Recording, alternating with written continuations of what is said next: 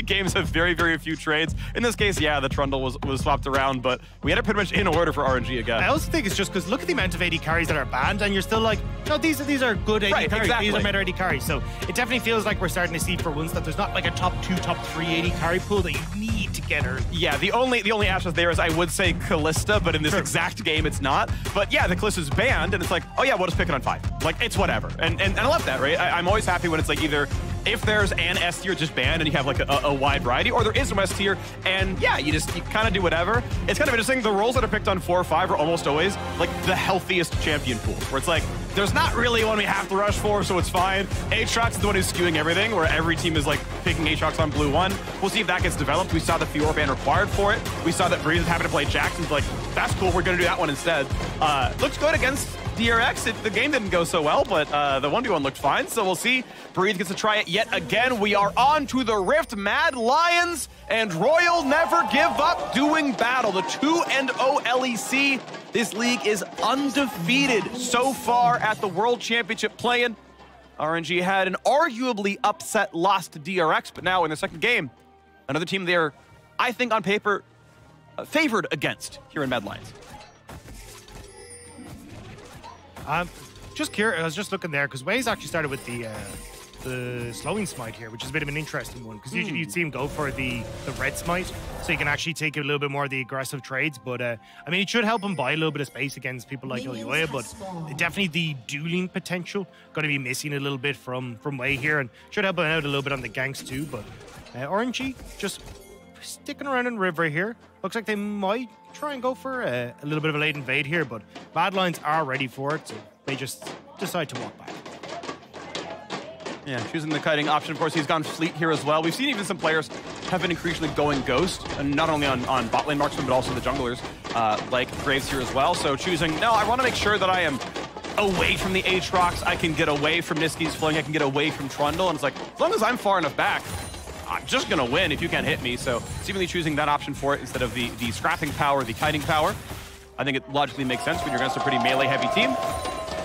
I will say, though, this is the, like, composition from RNG that I thought we would see them play, and what I'm most nervous for teams playing against RNG. You've got Xiaohu back onto pure comfort with the Galio. He was incredible in this, even back in spring when they made it over towards MSI. This was a big pick for Xiaohu, and being able to control the early map. We saw a bunch of bans even against it at MSI. You're getting Ming back on towards these engaged champs. The Nautilus not going to be taken here because it's by Kaiser, but Ming happy to play the Leona into it. Like, this is more the style that I thought RNG would go for, and I'm glad we're kind of getting them now, reading the meta, at least correctly, or at least more correctly than we saw yesterday. Yeah, and I'm never coming in, right? I think Neela really could have made sense that she actually is favored in Tristana, for example, and played around, you know, that kind of style. But yeah, took a high-risk comp, right? Tried to get ahead on DRX, didn't quite work at the end of the day. So yeah, another back on much more conventionally team fighting. The Jax still does seem to work. That is one part that I will give them credit for, right? They're like, yeah, you can have the Aatrox. The most prized, the only 100% presence champion at the World Championship is Aatrox, and they're like, yeah, Breeze will just answer it. It's fine. And it worked in game 1. We'll see if it works here in game 2. Got early pressure. And that is always cool to see, right? Like, there are parts of the meta read where we're like, oh, no, we're just ready for that. Niski using the Unraveled Earth, trying to bait Xiaohu. Yeah, Pillar, not bad. And now Xiaohu's in a pretty rough spot. Can try to flash if needed, but Ghost may just be enough. Just running at breakneck speed. We know the Pillar's still on cooldown and he gets away. The shorter of the cooldowns is burned, and now a fight to the bottom side. Quick cleanse for Unforgiven, 300 health left on him. And Ming, ignited, will stay alive. He'll have to recall out of this one most likely, but maybe stays with potions instead. So overall, at the moment, at least for mid lane, I mean, nice job from Mad Lions. We called Elyoya saying, look, you need to make early plays in towards this mid lane. And Niski being smart with throwing down the Unraveled Earth. So Xiaohu thought he was safe to push up. Just unfortunate they couldn't get it to amount to anything. But Gala and Ming getting that advantage on the bot side. This is what I was saying for Niski. He needs to be the one that tries to influence this bot lane matchup. Try and unlock Kaiser as well from that bot lane so he can help out on these roams. It feels like it's such a pivotal part of the map in this game specifically. We can look at what's been happening since then. So Elyoya, he made an early gank into the mid lane, and the top scuttle's gonna be able to go over Graves as a result. Now, of course, bottom scuttle had gone the way of Mad Lions anyway, so I really can't say the first pass has gone too bad for Trundle. Able to affect the lanes and still keep his farm pretty much tied. And it looks like we're gonna have Way skip his first recall and go back to the respawn of Krug to the top side. So gonna keep that one going. A pretty similar spot for the Trundle, it looks like, who is just covering the bottom lane. Is there anything spicy going on? The wards die. He's got himself into the brush right behind Kaiser, and this lane is pushing. So will there be a play? Ming is basically in range of him right now. This is straight up fightable. Graves is nowhere around. I think legit, yeah, they could have maybe just taken that fight. I'm not sure if Trundle dies with a wave like that, but maybe. I mean, even just burn summoner spells, right? Like, you have, like, if you can get that summoner spell off of Ming, makes that level 6 a little bit easier for him, given who had to burn his cleanse in that last engagement, just anything to get that going. And it's a little bit of wasted time for Elyoya, but Elyoya needs to get the ball rolling early because he's running out of time here. Graves already getting that big CS. Looking pretty nice. Gets the recall up a camp and has his way towards the serrated Dirk. Looks like he's going to be going for ward killing, and Elyoya might get to top side. Breathe. He's still going to be in range to be pillared, and so indeed has to flash it. It makes Elyoya waste as much time as possible running towards the top side of the lane, but was always going to be caught out there. Away, and the bottom side is going to be able to deny a wave away from Mad Lions. We've already seen one recall out of Unforgiven from the level 2 all-in, and has himself a cull from that. Drops a little bit of the wave in bot lane as a result of this. I mean, look, a nice read from Niski, right? He didn't want to overextend, didn't see where Xiaohu was, and didn't want to end up walking straight into the Galio, especially when Wei can come over the wall. But Elyoya is doing his job here. Like, he wants to try and get in towards lanes, make sure that everyone on RNG is a bit uncomfortable, because he is going to get out-scouted. Like, this Trundle needs to get the ball rolling early, and at the moment, at least he's getting that flash gun on the top side, making things a little bit easier for Armut. He just needs to see that repeat, especially with Niski now hitting level 6 in the mid lane. Potential with the wave frozen here for Armut on that top side for them to try and make something happen. The wave just kind of traded back and forth. A small CS lead for Niski. We'll see when he first gets himself onto the other side of the map. Gala does have flash up right now, but otherwise his champion, even if you build a Gale Force, does not have tools to beat Weaver's wall. So Niski can always set up for gank on bot side. Round 1 is going to be force of flash. Round 2 is a death. I want to see if you can get down there, because that feels like you can certainly track with Kaiser and Unforgiven following up. Feels like a killable lane. Nice fling back onto Ming. He's going to be fine. He finds Elyoya. Yeah, Juggler scrapping level 5 each. Serrated Dirk versus Sheen. No damage out of Elyoya, but he's like, you know, I've got a pillar, I've got smite, and I've got you know, teammates here in my jungle, so I'm gonna get me a scuttle crab. I like the roam from Ming to mid though. We were already saying, look, Niski has the opportunity to try and roam to sides here if he can get the push. So Ming showing up in mid means that Xiaohu gets to go that little bit more aggressive. They don't know where Wei is, so they have to take it a bit slow. And now we kind of moved our duo lane to the mid lane because they understand how important this mid priority is, especially when Xiaohu hadn't hit the level 6 yet. But now, at least with Xiaohu having access to that ultimate, he can try and follow some of these Niski plays. Wave is slow pushing down to the bottom side, so Gala gonna run out of room to play this lane pretty soon. If Kaiser gets onto him, he's basically just dying. Maybe flash a hook, I suppose, but level 6 here, gets the wave in, has to respect Nautilus, otherwise he actually could be frozen on him, we'll see. We're 30 seconds away from the Herald spawning, and that means often both junglers, both supports, trying to make their way to that side of the map and try to find your way into a 4v3 or something. Wave is gone, Niski want to reset. I don't believe, well, that's pretty close to last chapter money, actually. He's been farming pretty well. Yeah, I don't think you really want to go for an early contest here for Mad Lions on towards the Rift Herald. I think early skirmishing on this top side just belongs to RNG. They've so much AoE CC, not like Xiaohu, Counter-Strike, good damage from Wei. Ming will have access to that solar flare soon enough as well. So I think overall, Mad should just try and back away from this and maybe make a play elsewhere, but looks like they're going to try and contest. I just don't think they have the damage right now from the Kai'Sa or the Taliyah to really match up. AD carries walking up. Niski is here with the Lost Chapter plus Boots 1 with his recall. All the AD carries, as I said, coming up, and here's the team fight already. First blood! Wei claims it, and we got more going on here. Kai'Sa joins the fight. They trade back on the Xiaohu, and it's continuing on. Armut's in the front line. He's already got himself a kill. 1-1 on the score line. Ulti comes through for Gala. The Herald resets, though there is a slight difference. Shelly is just so tanky that RNG may not claim the objective. Fling's gonna land, the stun's there, and Wei's gotta be so careful. The rocks don't deal damage blowing up anymore, and he still feels reasonably safe. Gala's still putting out damage on the backside. RNG are just buying time, so though Xiaohu is reset now. He's gonna be able to come out with ultimate, but looks like they are a bit nervous with how low Wei had gone. So Mad Lions will manage to get a kill back and force RNG off the rip. Beautifully done by Mad Lions. End of the day, they get the Herald, and though you lose the first blood bonus gold, still a 1-for-1 fight. They decided that they had enough time to let Niski recall to show up in the fight in time, and they were right.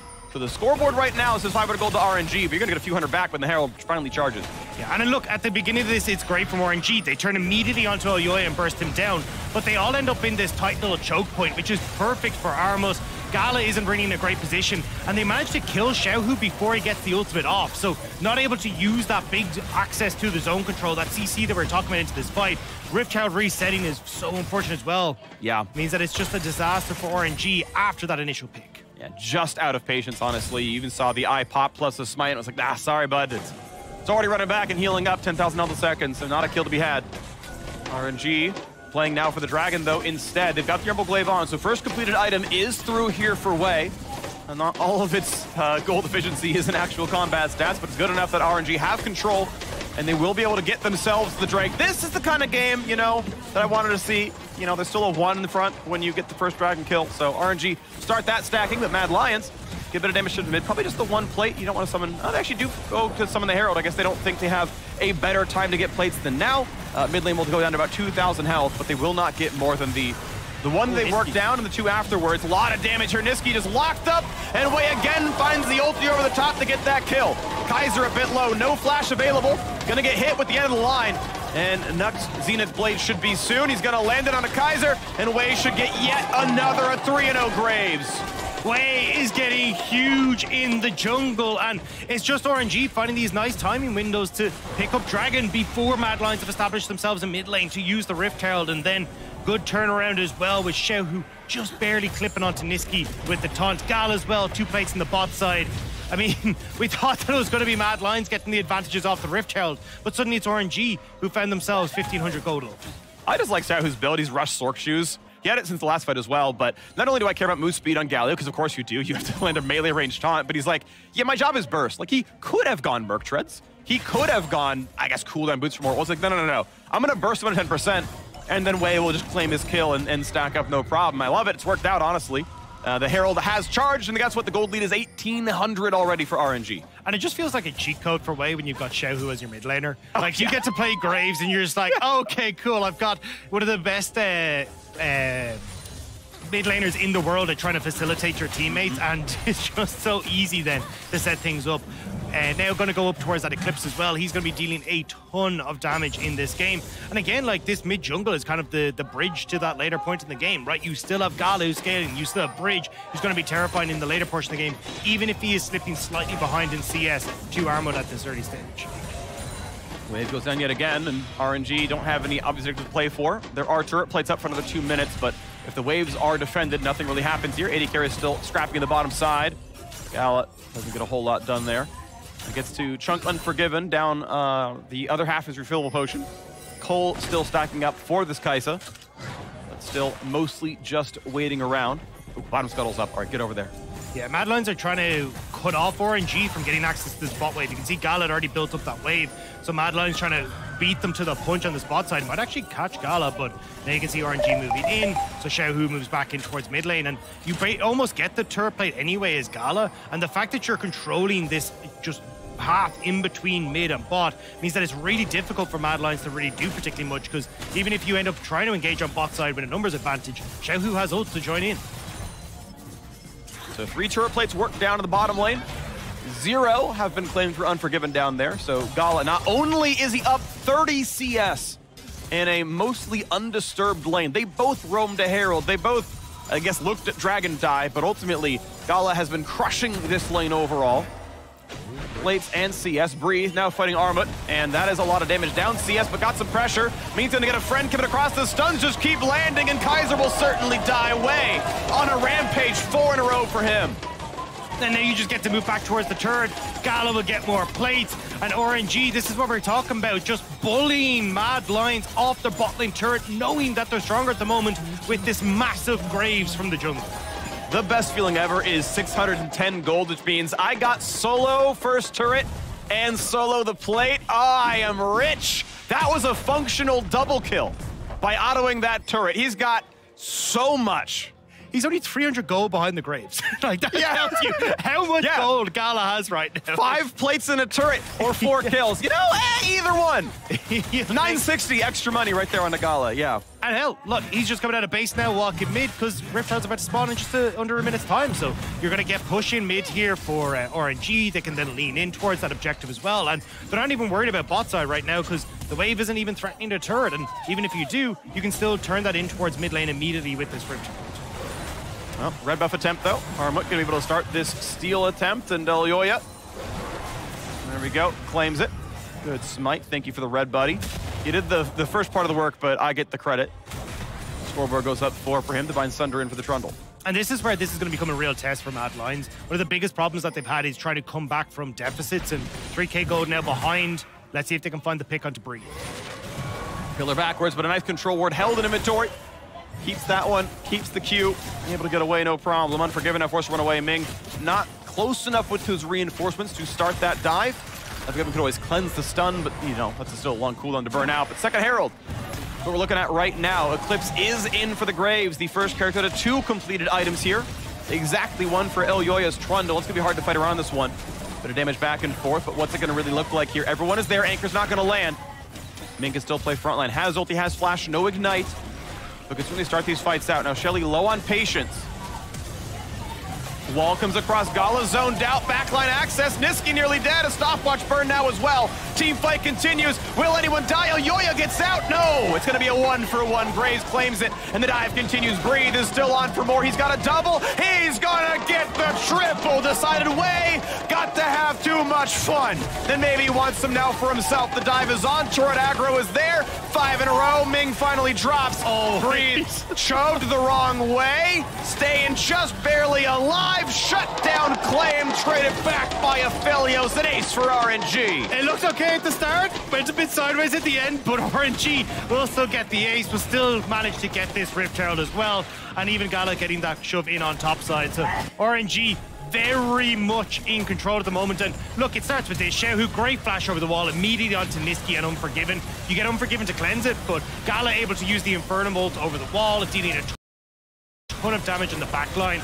And then Breed just hopping himself in, freeing up these kills on the backside.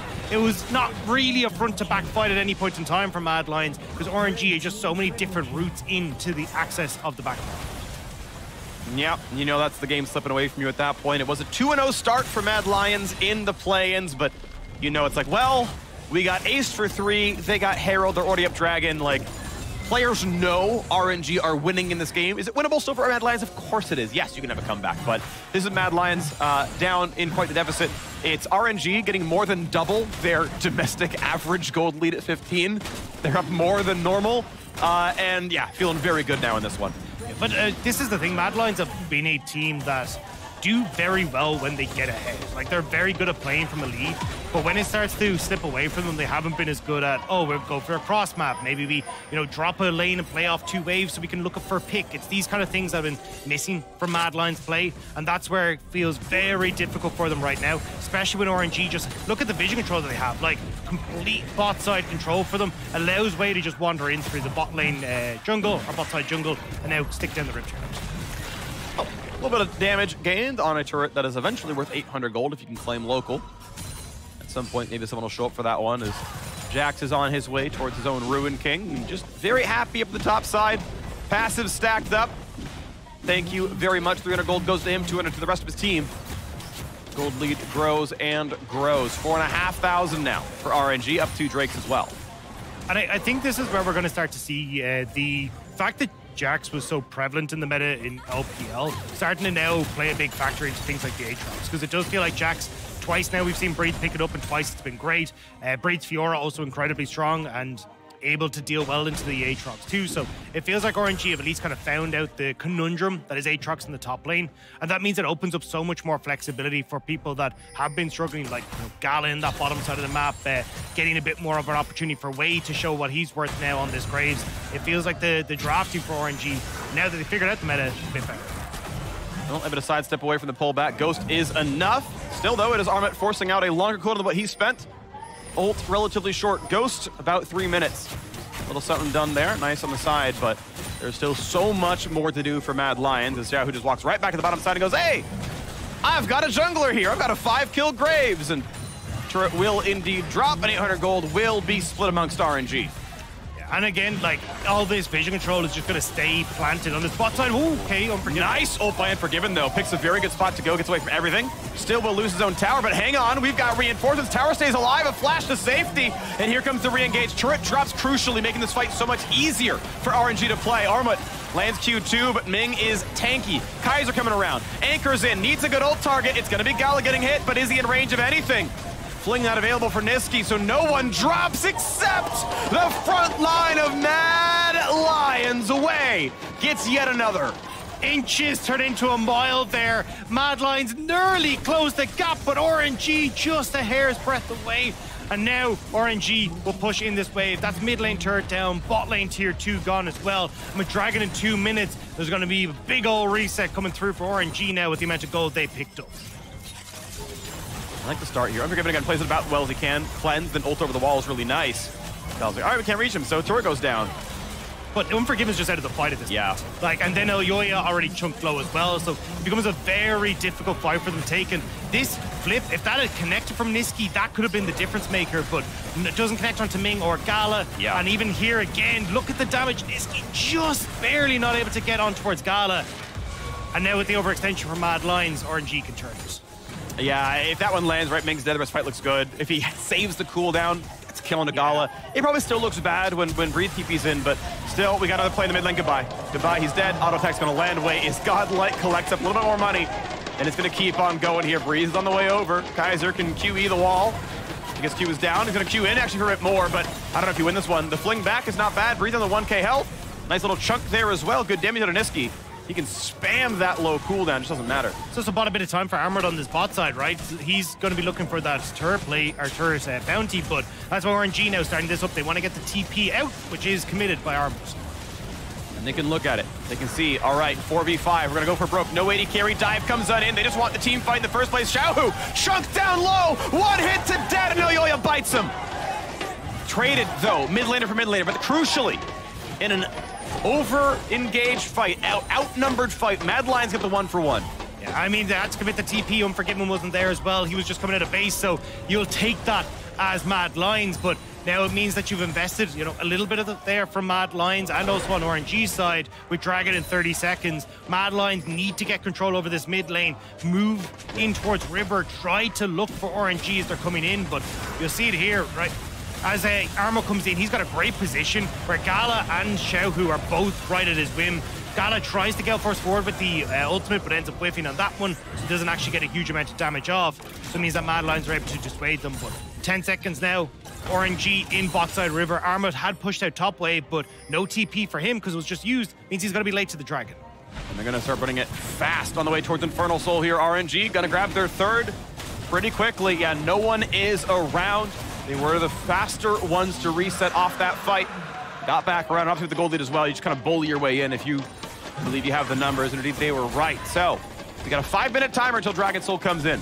And that might have been the time for Mad Lions. Xiaohu had no ultimate, Gala no ultimate, you know, Gale Force as well, no flash. That felt like it might have been the Dragon where they could have tried to find a fight, but now RNG get to push outside lanes once more. They're moving in as a group to reset on towards Vision, so just a bit of a missed opportunity there for Mad Lions to maybe find an avenue back into this game.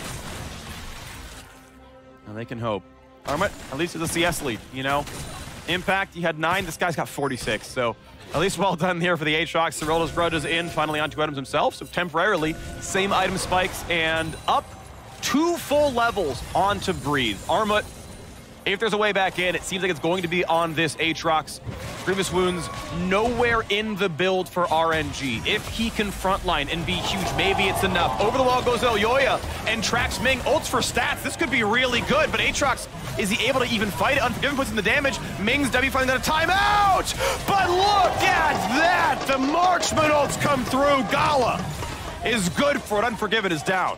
Protect the support is not what we usually see, but saving Captain Ming there. Now RNG will move over towards the objective, and RNG if they, well, I was going to say if they get the Baron, they should be good, but Mad looking in a spot to contest. Health bar's a bit low. Breathe over the wall, and we're going to have Niski separate them. Jax can't join. It's a 4-on-4. They need this one. Wei shoved in the pit. Baron will hit him. Wei smites for health. Breathe comes in. They got to peel Niski, but there's no way he's going to live. Galio there for a bit more help, but they do trade back Ming, but Kaiser still drops a double kill again for Breathe on the Jax. You may have taken more side lane farm, but Breathe is taking more of the champions. That said, Armut gets his own double. A pretty close one right now, I believe, overall 2 for 2. Yeah, RNG still trying to fight back, but Mad Lions have life in them, keeping RNG away from the Baron and living to fight another day. I mean, look, it's not exactly the best of trades, but Mad Lions, you'll definitely take that with the way it went. I mean, you are so far behind, you have objective bounties.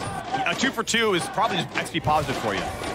And here, I mean, Ming definitely overextending on towards the OUI, especially with the blast cone there. Thought he might have been able to burst them out, but CC isn't coming through, and Ming barely getting through. You see Breathe engages onto Armut to make sure Ming has space to get out. Gala with the Gale Force and the Infernum ult finds home as well. And everyone on Mad Lions is then running for the hill, but this again, a bit of an overextension here from RNG, kind of disrespectful. Niski has a great wall to separate out Breathe. You end up with Armut being able to tank front line. Wei goes super low thanks to Baron. He's forced to flash early, and honestly, kind of the only saving grace here was Breathe eventually getting past the wall, because otherwise, Niski was in a prime spot to deal that damage as the Talia. And the cleanup there, actually pretty good there as well. So, I mean, it looks really nice, but Armut is actually huge. Again, he had a 2-level lead and 50 CS. And you look at the scorelines now, and they're basically tied, right? So Armut is 3-1-3 versus 6-2-0 on the Jax. So functionally, they've both had really huge games, and considering how many more kills RNG has, it means it's just been Armut this game. Yeah, and you can see the difference in the two coaches. Kasamlak looking significantly happier than the RNG side. And I think as well, like for the RNG coaching staff, there is a lot of pressure. Actually, hold on to this, because Bad Lines is trying to set up minute and a half to Dragon, but no, they would just back away. There's a lot of pressure on the RNG coaching staff. Like Kenju, who won Worlds with EDG last year, was actually the guy who had the Golden Road, where he won Summer with EDG, then Worlds, then Spring with RNG, and now MSI. So there's a lot of pressure on this guy to perform, and I mean, for RNG, coming in as 4th seed is not exactly how he would have liked to start off his crusade into Worlds. Oh, 700 TP required. I don't believe they can land a stun in time, even if they had vision. Indeed, he gets out, and with the red trinket, they're like, I think he TP'd. I think he couldn't have gotten out without TP, so they can maybe mark that one. They're right if they think that. And the wave gets claimed. 6,000 remains the difference. And again, 50 seconds until Inferno Dragon, right? Like, we've seen them consistently get the TPs out of Armut as these big objectives are spawning. So now, Mad Lions, again, have to try and contest the mid push, but without really much vision control down on this bottom side, they're moving in as a 5-man unit to try and get some information as to what RNG are brewing. Little damage there towards Olyoya. 2k health still, and he always is going to be happy to ult Leona and be a frontline. Not quite to the dead man's plate, would like it. 15 seconds until Infernal Soul and RNG have the mid push. They're the first to the bottom river. Jax waiting in the bottom tribe rush. Looking at what could be a flank play, whether to mark one or get his own. They're ready to play it. Sahu waiting in the wings. You can see in Fog of War, ready to ult when someone else does something. That trinket spots both brushes, says no one's in either one. Fair enough. Dragon started 8k health. Here's the flank play. Flash to get the safety. Unforgiven stays alive. And here comes the team fight. A stopwatch buys time. Double stun for Ming. Is it enough now? Can the front line live? Xiaohu gets out. A pull back at Armut. A big heal. A flash of safety. Wei getting kited. Has to flash away. But the re-engage. Breathe is just too big on the Jax. No one can answer him. And with the opposing support dead, Kaiser in the respawn. Well, Wall does something. Gala cannot jump this wall to get a pull back on a Ming. Decent damage, but Wei and Xiaohu are knocking down the Dragon. Soul is claimed, the Mad Lions, with basically negative vision. They had the team cut off, could not find the way back in. RNG get a 1-for-0 to get the Dragon Soul. Breathe has been doing such a good job of zoning Armut out of these fights, where he's just not been able to get into the position that he actually should be able to carry from. And here, good flash from Xiaohu, but does end up overextended. But keep your eyes on Armut. Armut actually has access to Gal and everything here, but you end up with the Graviton coming through, then Breathe gets the counter-strike, and Armut immediately has to get out of here. So it's been a good job from RNG in consistently keeping Armut at arm's length, knowing that Unforgiven was low, Niski's not really in a position to carry, and they're able to take out Armut, who is that big threat on Mad Lions. Smiles from Armut, like, yeah, I lived there. I did Aatrox things and landed Q3 and got a bunch of health back, but this is now RNG with a much larger lead, 4-0 in Dragons. The burst going to be pretty painful. This Graze is even more of a threat. 7 kills each on the top side of the map for RNG. This Jax counter has been good, and yeah, the air is good too, but he has still just been such a difference maker here on this Jax for Breathe. But again, this is what we talked about for RNG coming into this. This is more the meta that I think they want to try and play, or at least the style that they want to play with. Xiaohu being able to provide engage tool alongside Ming, playing that facilitator role. Wei kind of being a benefactor of all the good stuff that Xiaohu's doing. Gala just late game carry. He doesn't have to put pressure on himself in team fights. He's been very proficient on these short range AD carries like the Aphelioses, the Kaisas, these kind of things. So it definitely feels like after yesterday's beating, RNG coming back strong, but for Mad Lions, kind of heartbreaking to see after a 2-0 up. And Quickshot definitely celebrating that at the start of the day. Sure. Looks like they might struggle here against RNG. Well, yeah, let's see, play against the easier teams the first 2 days. I know EG's part of that. And we move on forward. No, I know what I'm saying. Don't worry about it. We got a team fight coming in soon, though. The wall is up. Ming dives in, and Ming does not get out. But a triple knockup for Xiaohu means that Mad Lions may not either. Wei's pulled back in. And again, it's all about Armut. But a triple kill through for Gala. The Aphelios has scaled, and Mad Lions will fall. You've always got to be so careful of Gala in these late game fights. Just when you think you might be able to turn it, he will pop off. But RNG now, Baron in tow, will push in on the top side. A triple kill for Gala, and RNG looking primed to take this game. Down goes the turret. The gold lead grows, 8,500 Dragon Soul again. But they can reset here. Looks like Baron is enough to take the recalls. Mad Lions come back in. Mad fight after Baron is down with the wall. The Penta Prince won't get another one this game, but at least for the moment. But again, a great fight here. Wei able to get on towards Armut again, getting the damage over the top with the collateral damage. But Xiaohu gets the knock-up thanks to Ming's engage. And Wei, even though he's not in the best of positions here, it does actually give a lot of time for Gala to get access towards Unforgiven, pushing Armut away. And just having Xiaohu acting as that bruiser front line that Gala needed, he's able to push on forward. I'm not going to lie, this is the most reaction that I've seen from RNG in the last, year and a half. But he's like, yeah, that was fun. I will say, there are few things as satisfying as getting a Galley ult on, 4 people. Yeah. I count the stopwatch as you would have hit him, so you had to burn it. And yeah, we're winning that fight. And he was right. He's obviously quite big here. Blue Elixir now grabbed here for Xiaohu as well. Gala up to level 16. On his way towards maybe just a Guardian Angel. Either way, stopwatch in inventory. At this stage, it becomes very tough for Mad Lions to try to defend Xiaohu. Yeah, that's danger. Armut just not able to heal enough. Wei takes him down. So much damage between the jungle and mid of RNG. And that is kind of the ace of the hole gone. Armut not being there. No longer is your frontline durable enough. Yes, there's a Trundle and Auto's not going to matter. They're going to walk in and start taking your base. Mid already gone. Bot opened up. Bot gone now as well, and guess what?